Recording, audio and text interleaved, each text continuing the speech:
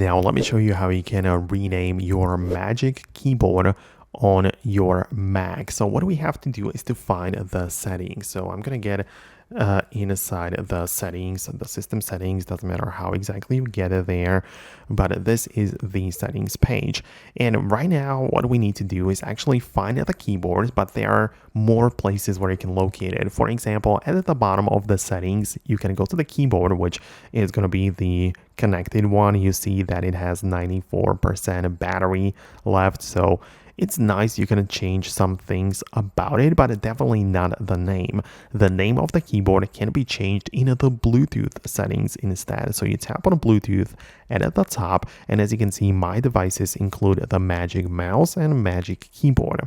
And both are connected. That's great, but you can go and locate the information button next to your Magic Keyboard.